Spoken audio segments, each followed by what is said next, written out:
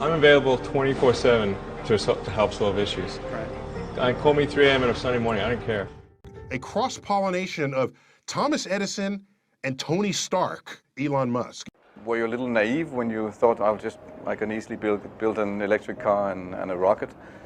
I didn't think it would be easy. Like I said, I thought they would probably fail. But you know, like creating a company is almost like having a child. So it's sort of like, how do you say your child should not have food? So once you have the company, you have to feed it and nurse it, and take care of it, even if it ruins you. Yeah.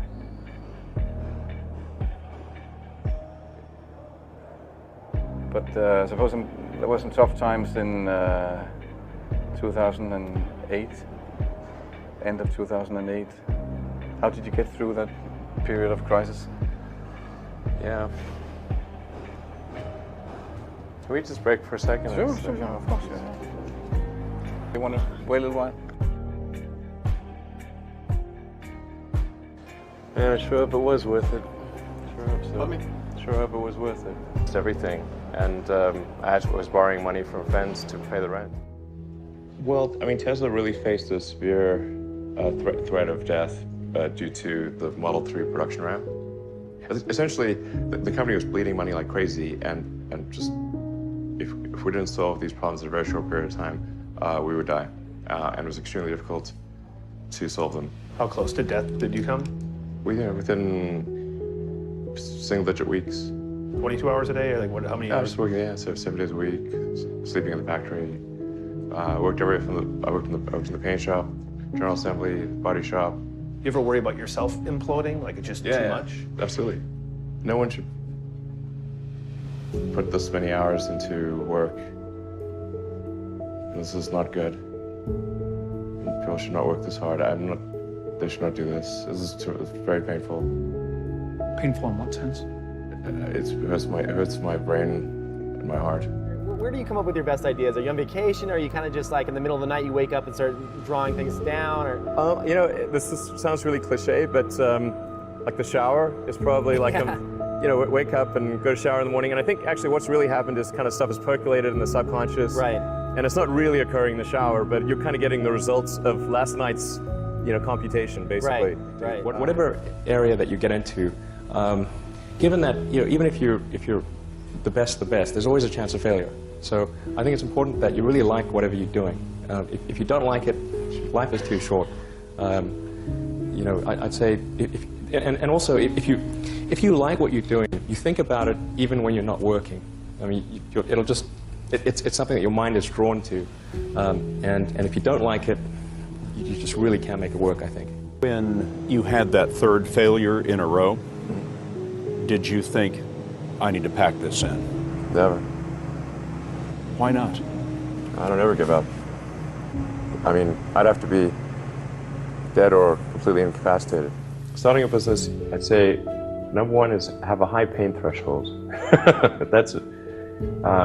There's a friend of mine who's got a good saying, which is that starting a company is like eating glass and staring into the abyss.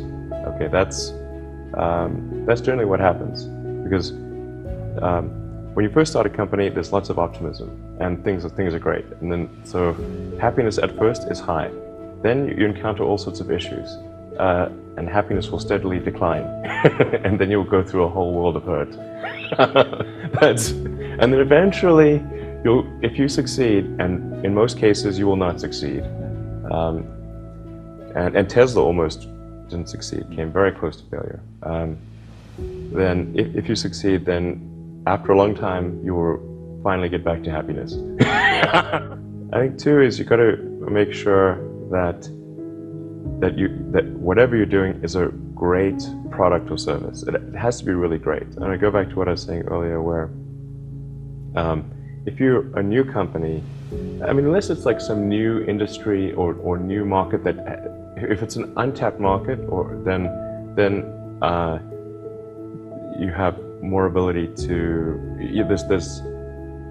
the standard is lower for your product or service. But if you're entering anything where there's an existing marketplace against large entrenched competitors, then your product or service needs to be much better than theirs. It can't be a little bit better, because then you put yourself in the shoes of the consumer and they say, why would you buy it as a consumer? You're always going to buy the trusted brand unless there's a big difference.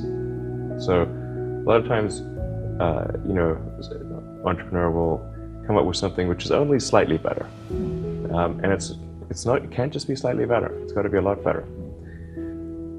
Number 3, I'd say, is constantly seek criticism.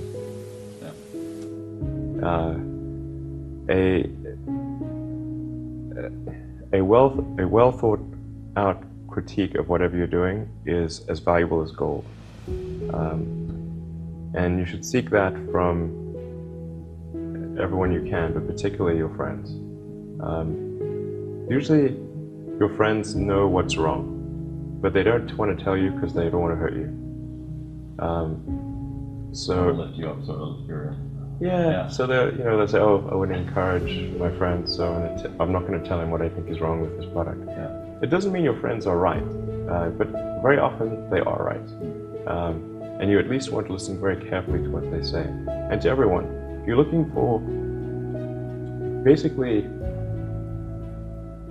you should take the approach that you're wrong.